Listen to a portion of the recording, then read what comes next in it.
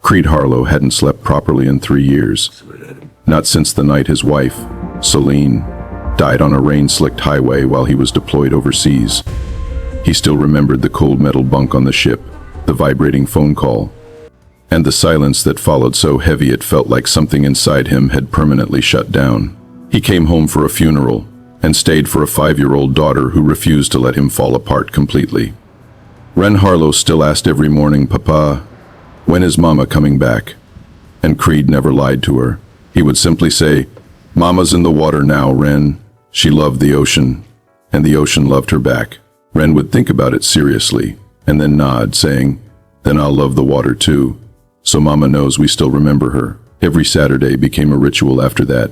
Ren would stand barefoot at the dock where Creed repaired broken boats and throw a single pebble into the harbor, always one, and whisper, "Hi, Mama," while Creed stood behind her with grease-covered hands and a heart that had long stopped believing in healing. His life had become painfully small. A leaking rented house, a struggling dock repair business, constant exhaustion, and grief that had settled into his bones like rust. At 32, Creed felt older than men twice his age. His hands were rough, his back ached, and his eyes, once bright like Celine used to call ocean fire, had faded into something permanently tired. He didn't dream anymore because dreams required space, and Creed had none left inside him. So he survived instead, moving from one repair job to the next, keeping food on the table for Ren, and nothing more. That was his entire world now. A dock, a daughter, and silence that never left him alone. So when a black Mercedes pulled up one quiet Tuesday morning and stopped at his dock, Creed didn't feel curiosity. He felt irritation. Rich people came here sometimes, always wanting yacht repairs or engine fixes, always treating his world like a service station. But this woman didn't look like she needed anything repaired. She stepped out wearing a charcoal coat that probably cost more than his yearly income, and looked directly at him, not at the boats, not at the dock, but at him, as if she already knew exactly who he was. "I'm Vesper Aldridge," she said, her voice controlled and sharp, "CEO of Aldridge Maritime Holdings." Creed recognized. Had the name immediately. Everyone in shipping did. Aldridge didn't just run companies, they controlled ports, routes, and entire ocean networks. She wasn't just powerful, she was the kind of powerful that made rooms go silent. "I'm not here for repairs," she added. "I'm here for you." Creed slowly put down his wrench. Nearby, Ren was sitting on an overturned crate, drawing mermaids with broken crayons she had taken from his toolbox. She looked up at Vesper without hesitation and said, "You have sad eyes. My papa has sad eyes too. Maybe you should throw a pebble in the water, it helps." Creed immediately tried to interrupt, but Vesper didn't react like most adults. She didn't laugh or dismiss it. She just stopped completely, like the words had landed somewhere deep inside her. Then, slowly, she walked to the edge of the dock. Ren handed her a pebble, and Vesper Aldridge, the woman who had crushed billion-dollar negotiations without blinking, threw it into the ocean, like she was relearning something she had forgotten. For a moment, something inside her cracked quietly, not dramatically, but enough to change the way she was standing. She turned back to Creed. "I need to speak to you, please." Rivetly, she said, "It's not about business."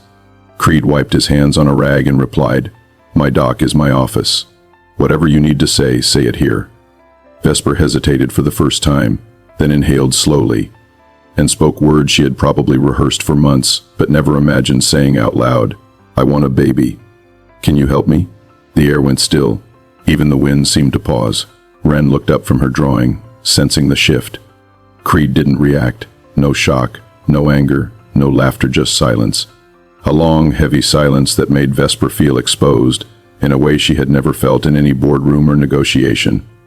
Finally, Creed picked up Ren and settled her on his hip, then looked at Vesper and said only 4 words, "Come back on Saturday."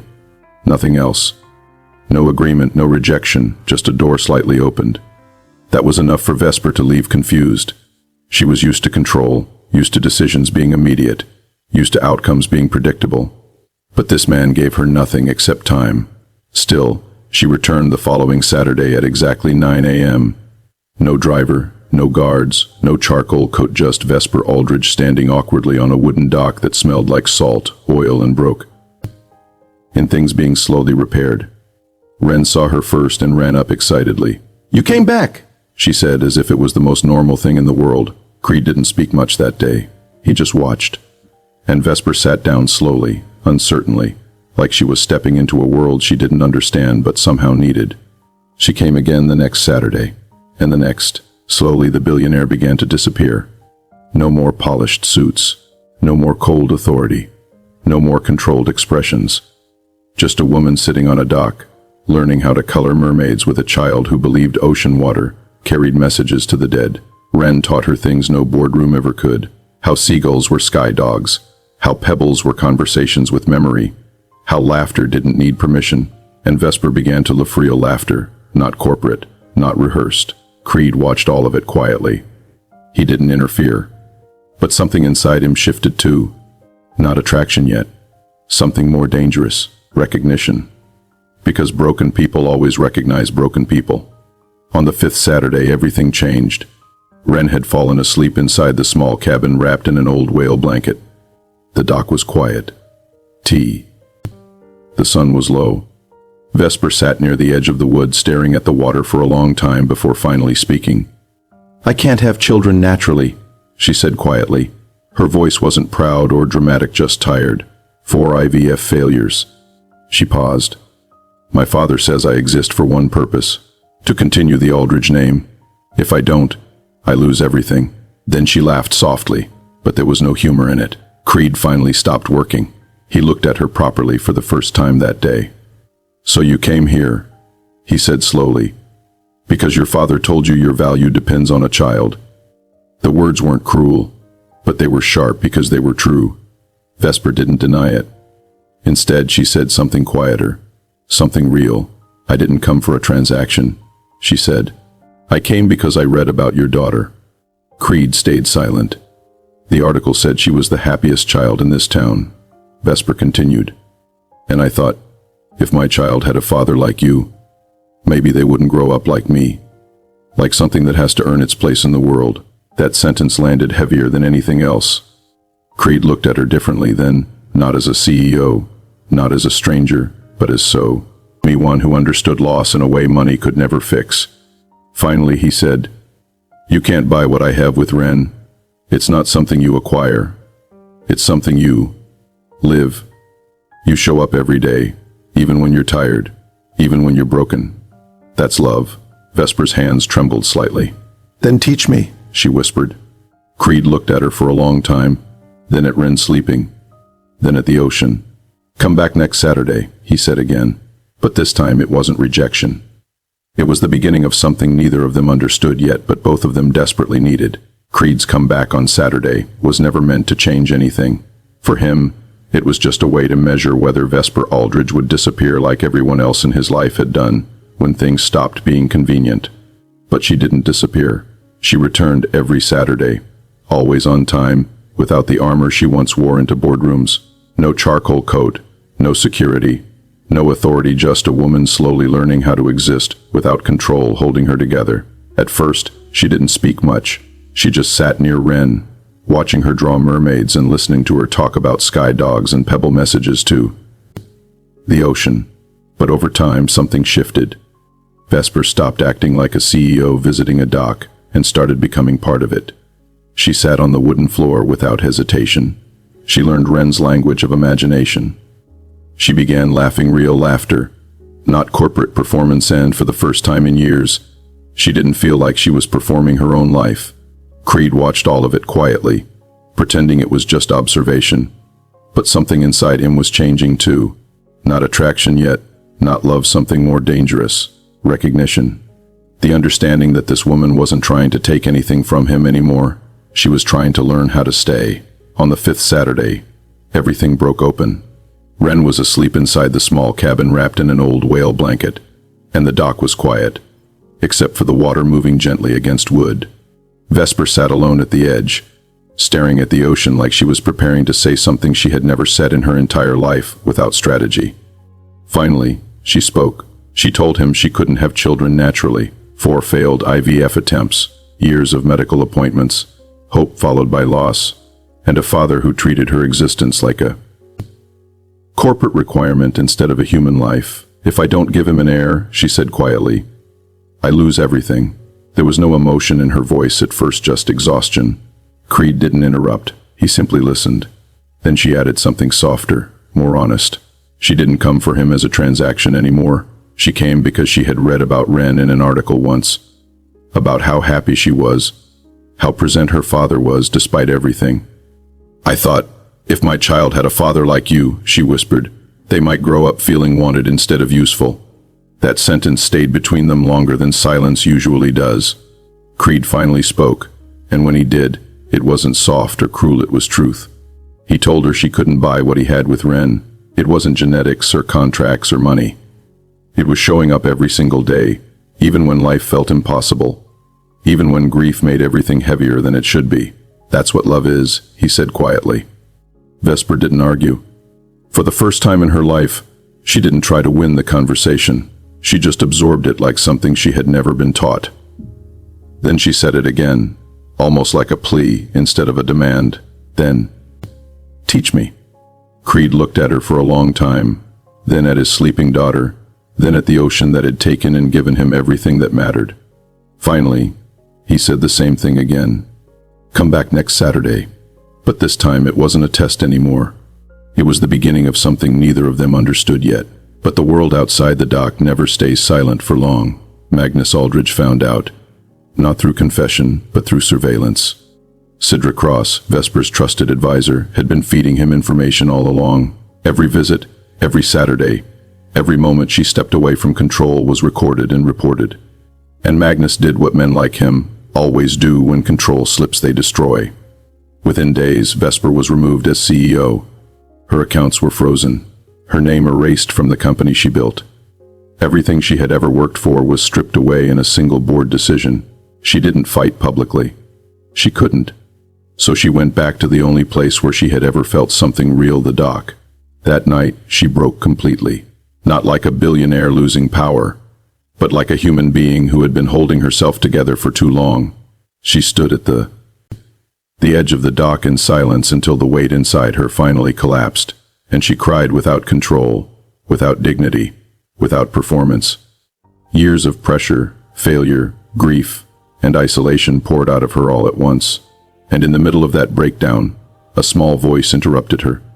Ren stood there barefoot, holding a pebble in her tiny hand. She walked up to Vesper and said simply, "Throw it. It helps." Vesper took it, and for the first time in her life, she didn't analyze the moment. She just threw it into the water and listened to the sound it made. And somehow, that small sound held her together more than anything else ever had. Creed stepped beside her quietly. No urgency, no fixing, no judgment, just presence. And then he said something that didn't sound powerful at first, but changed everything. He told her she still had a Saturday, still had a dock, and still had a little girl who had asked if she was okay when no one else in her world ever did. "That's not nothing," he said. And for the first time in her life, Vesper believed him, not because it was comforting, but because it was real. After that night, something irreversible shifted. Creed made a decision not emotional, but calculated in the way only someone who had rebuilt broken systems for a living could understand. He called every contact from his past life. Engineers, naval contractors, investors who still owed him favors. Slowly, quietly, he built something in the background, not for revenge, not for money, but for leverage. Because Magnus Aldridge had made one mistake, he assumed Creed Harlow was just a dock mechanic. He wasn't. When the board meeting arrived, everything looked routine on the surface. Sidra was ready to be confirmed. Magnus was preparing to finalize Vesper's removal. The company was under control, until the doors opened and Creed walked in. No suit, no announcement, just silence and a folder placed on the table. He said calmly that Harlow Maritime Consortium now held a controlling stake in Aldridge Maritime Holdings. The room froze. Magnus laughed at first, but it died quickly when Creed explained everything: legal reversals, share acquisitions, board resignations, and governance violations that invalidated Magnus's control. And then Vesper walked in. Not as CEO at first, not as heir, but as herself. For the first time in her life without permission needed from anyone. She spoke clearly, calmly, and without fear. She said she wasn't there to ask for approval, she was there to take back what she built. The board voted unanimously. Magnus was removed. Sidra was dismissed. And the system he built to control his daughter collapsed under its own weight. Afterwards, there was no celebration. Only silence. Creed and Vesper returned to the dock that night. Ren was asleep in the car, wrapped in a blanket, while the ocean moved like it always had, indifferent to human chaos. Vesper asked him why he had done everything, why he had stepped back into a world he had left behind. Creed answered simply. Because she had shown up. 5 Saturdays.